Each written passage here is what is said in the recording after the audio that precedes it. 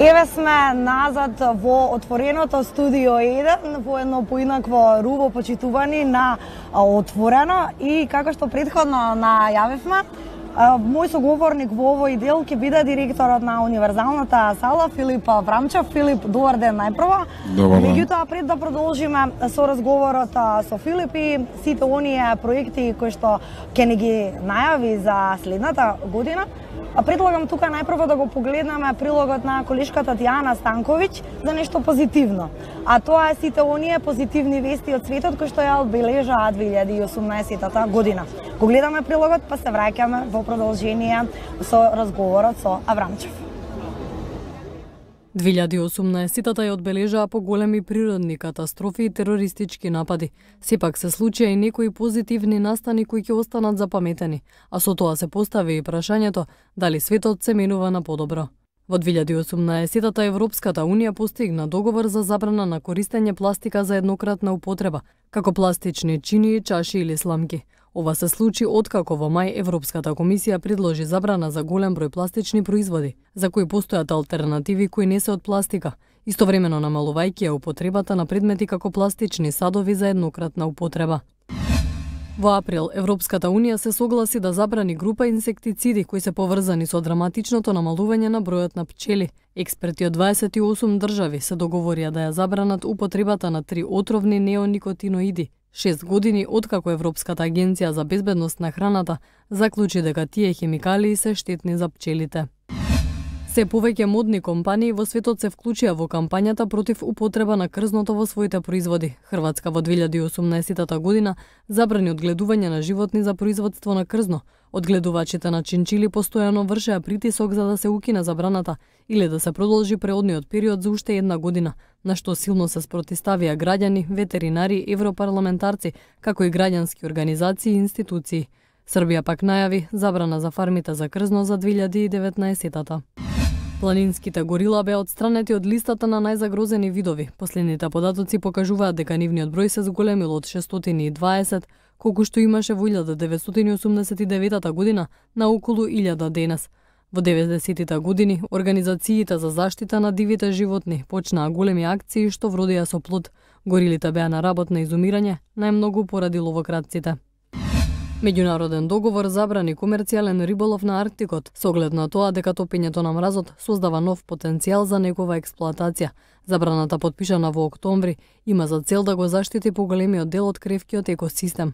Комерцијалниот риболов ќе биде забранет на значителен простор на Арктикот, согласно договор подпишан во Гренланд. Саудиска Арабија започна со издавање на возачки дозволи за жените. Одлуката за укинување на забраната жените да возат автомобили беше донесена во септември 2017 година од страна на кралот Салман, а стапи на сила во 2018-та. Незиното укинување го поздравија западните сојузници на Саудиска Арабија како нов прогресивен тренд.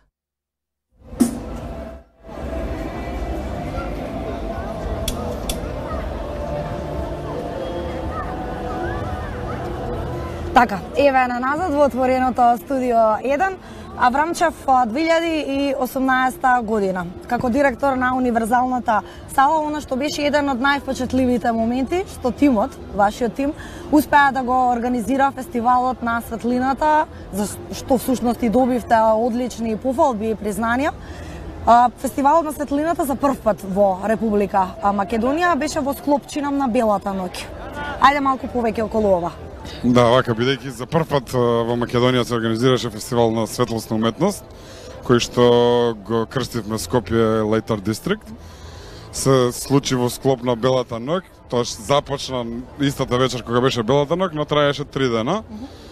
И идеите се дојдени во главном бидејќи Скопје е партнер со Лион во еден проект, а Лион е домаќин на најголемиот и најпрестижен фестивал на светлина во свет, на кој што баш имав и шанса да присуствам пред непол месец дена, околу почетокот на декември.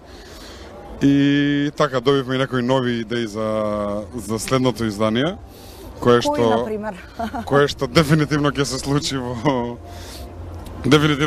2019, Единствено е што може би, но и не мора да биде поврзан со Белата ноќ, бидејќи сакаме да си даде како посебен бренд, фестивалот на светлина, да биде посебен бренд, да биде малку надвор од Белата ноќ, но за тоа ќе видиме текот на времето и оваа година ќе почнеме со организирање на фестивалот негде во февруар.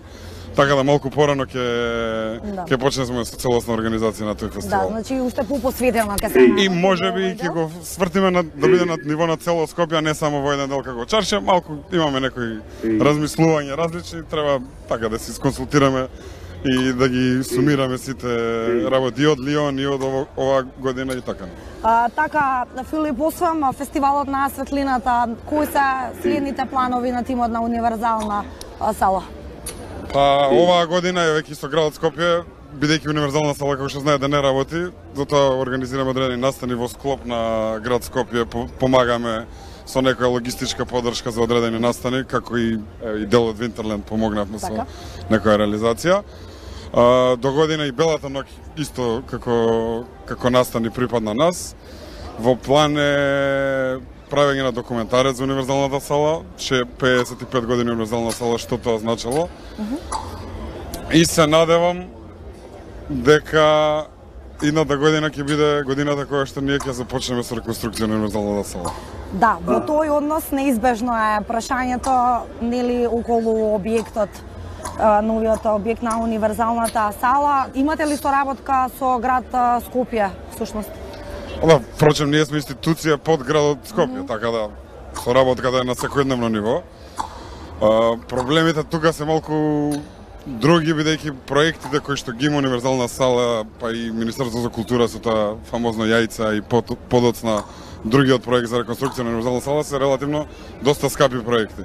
И за тие да се реализираат треба посериозна поддршка од Министерството за култура и од владата на Република Македонија, бидејќи градот не би можел сам финансиски да ги абсорбира.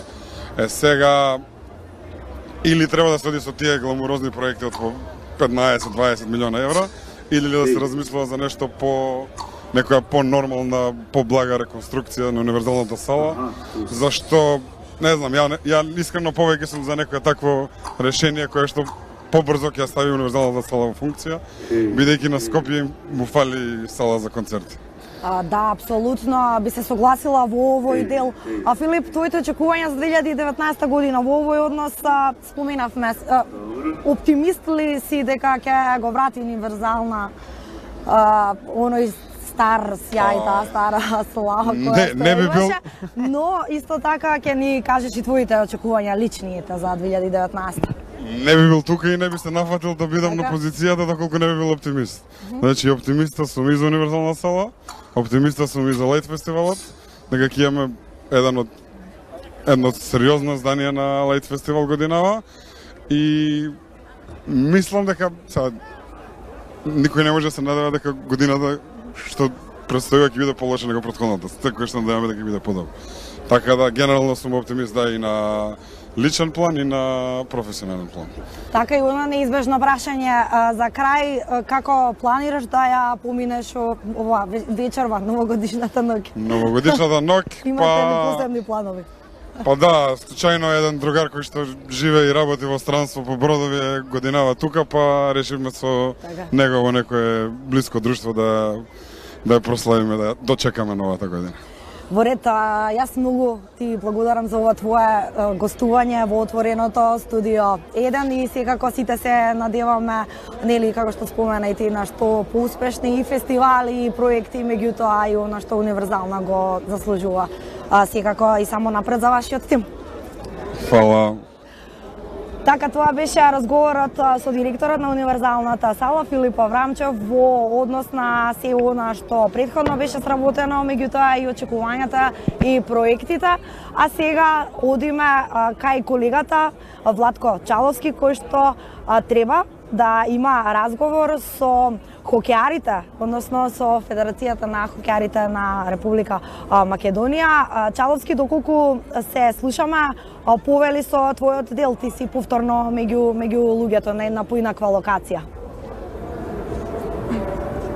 Јана, првичната замисла, бидејќи може да се види еве каде сме на лизгалиштето поставено на градскиот площад, мојата првична замисла беше баш да лизгам, да скейтам по овој мраз, меѓутоа од малку страв ќе останам стабилно со гостите. Мој гостин е Кирил Спасевски, кој што е национален координатор на оној хокејарски проект кој што во соработка со град Скопје држеше нели бесплатни часови, односно се уште е во трајање тој проект. Што е проектот, односно до која фаза сте стигнати?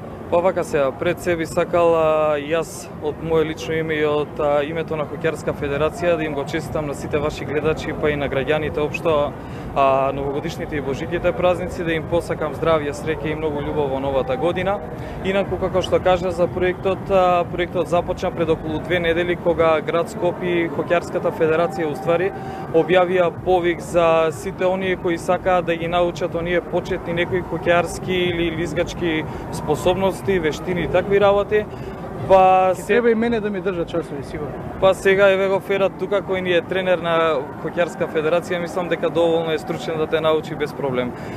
Инаку на проектот имаше 2 термина, тоа е од 11 предпладни и 8, тоест 20 часот на вечер, каде до сега за овие 2 недели сме изненадени што има бројка повеќе од 250 дечиња кои ги научија овие чекори на овоа овдека лизгалиште кое е донација на Европската унија за овие празници.